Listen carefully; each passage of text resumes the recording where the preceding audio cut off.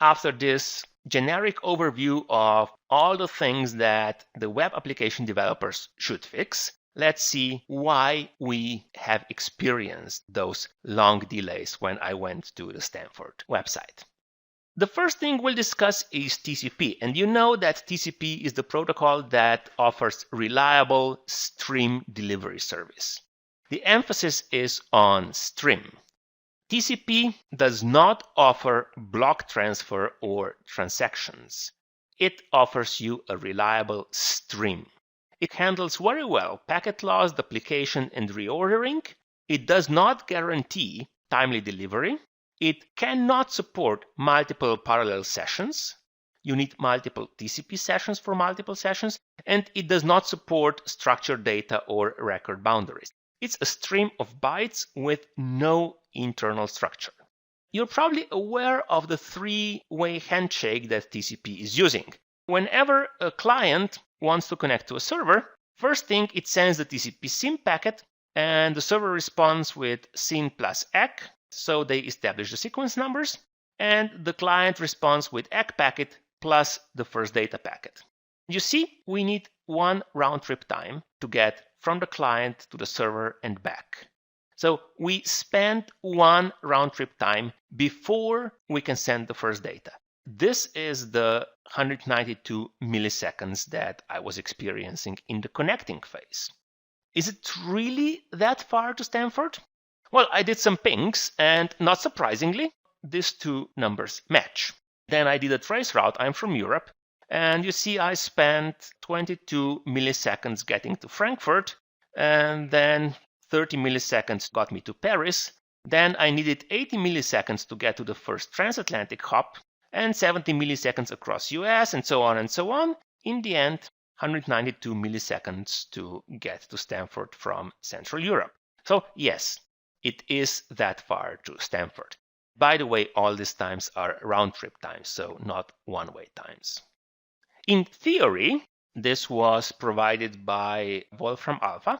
You can ask that magic program how far it is from somewhere on Earth to somewhere else on Earth, and they give you the distance, and they give you the time it takes for light in fiber to get from here to there. Their calculation, as the crow flies, is 45 milliseconds. In reality, you see it's almost 200 milliseconds. So there's a huge gap between theory and practice. But that's not all. Then I did some local tests. And from my home over the VPN tunnel, I was pinging the website of my company. With the fiber connection I have, it took 8 milliseconds to get to my company's website. Then I switched over to 3G. So I connected to the internet over my mobile phone using the exact same laptop, did the pings, and you see the results are all over the place.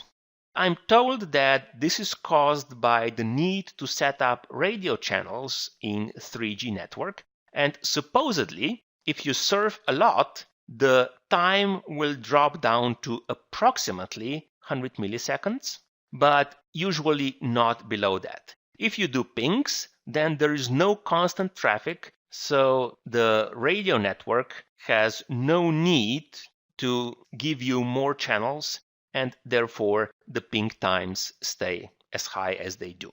If you're surfing, it's better than this. Anyway, we spent one round-trip time, which in mobile networks could be something like 100 milliseconds, just establishing the connection. By the way, remember, latency is never zero. This is one of the things that the application developers always forget. So the first TCP SYN packets were sent, and TCP session was established. Now I'm sending HTTP request and getting response. Yet again, here we have another round-trip time.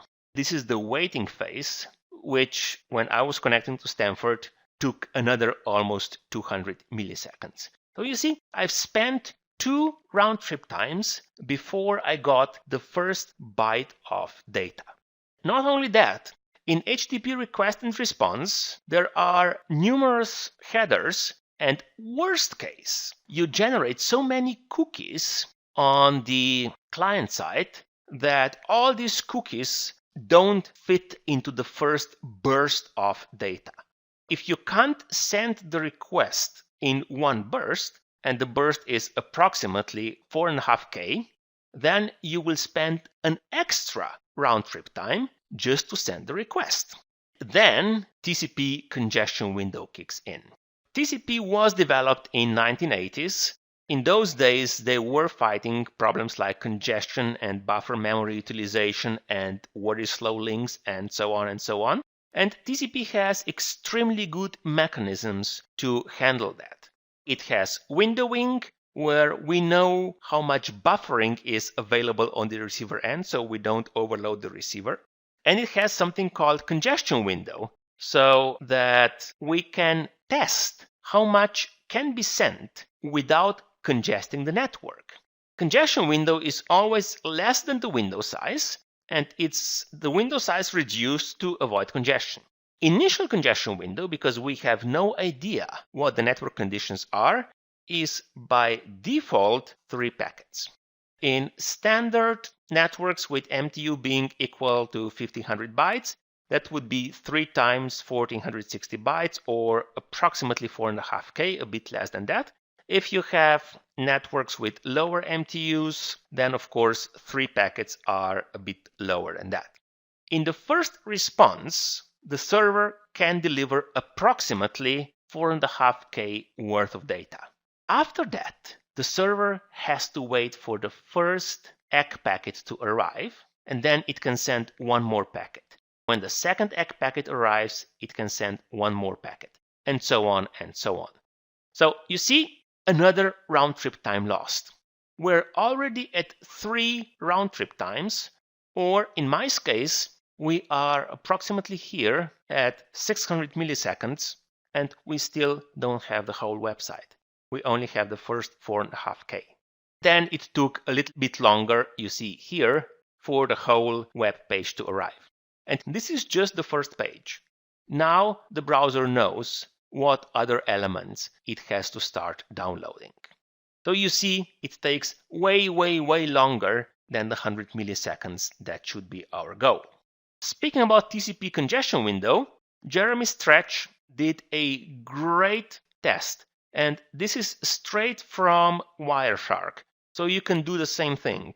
Start a file transfer in Wireshark, capture all TCP packets, and then there is a graph in Wireshark that you can generate. And you see, in his case, you see that the packets appear at 50 milliseconds, 100 milliseconds, 150 milliseconds, and so on and so on. That means that for him, round trip time was 50 milliseconds. First, he gets 3 packets, then he gets a bit more, and so on and so on. And data really starts flowing after approximately 8 round trip times. At that point, he was hitting the actual window size on the client or on the server, whichever is smaller, probably on the client in this case, depending on how he was doing the file copy. And from here on, there are no more stops. Data is flowing continuously. So at 8 round trip times, he was able to fill the pipe, the bandwidth. He was no longer delay bound, he was bandwidth constrained. After 8 round trip times, or in his case, 400 milliseconds. For me, the round trip time was 200 milliseconds, so 8 round trip times would be 1.5 seconds. And also, don't forget that TCP is very sensitive to packet loss. Another graph from Jeremy, he published this on my wiki, so here's the URL at the bottom. What he did was he was configuring either policing or shaping on a router interface, and then he ran 4 TCP sessions over it. As you can see, with policing, which is actually packet drops, the moment packet is dropped from one session, that session reduces its bandwidth considerably. And so on, and so on, and so on, and so on. So you get this totally unpredictable curves. By the way, black is the summary, and the other colors are individual sessions. you see that some sessions don't even start well because of packet drops and pick up later on, for example, the blue one. The point of this picture is that the moment you start experiencing packet drops, performance of a single TCP session becomes totally erratic. On the other hand, if you're delaying packets, so if you're shaping, not dropping, the performance is optimal. Because TCP responds very well to delays, it says, okay, I'm experiencing delays, must be congestion, let's reduce the sending rate a bit. Whereas if you drop a packet, you go back to slow start and all sorts of interesting things happen. Let's recap what we've learned so far. The web load time is heavily influenced by TCP and HTTP. We need one round-trip time to establish the session, second round-trip time to send the request and get initial response data, and third round-trip time if the resource is more than 4.5K in length. The moment we get packet loss, we slow down. What can be done? There are numerous things you can do. For example, browsers use parallel TCP sessions. On the other hand, if you already have TCP session, it's better to reuse existing TCP session than to establish a new one. So with persistent HTTP connections, browser can reuse a session that was already established, so we save one round-trip time, plus we have a bigger congestion window because the session was already used. The next thing some browsers do is they pre-establish TCP sessions. So the moment you start loading a web page, the browser would, in the background, open parallel TCP sessions so that, yet again, we get rid of the one round-trip time. And there are things you can do on the server side. Google, for example, is recommending, and they're doing it, that you increase the initial congestion window to 10. This is not a problem. You can do this and nobody will notice, apart from your website being a bit faster. The other thing Google is proposing is to use TCP fast open, which is TCP SYN packet that carries data. That thing is tricky and will probably have significant problems with some firewalls. On the other hand, one thing that is totally underestimated, apart from big corporations that know what they're doing, use content delivery network.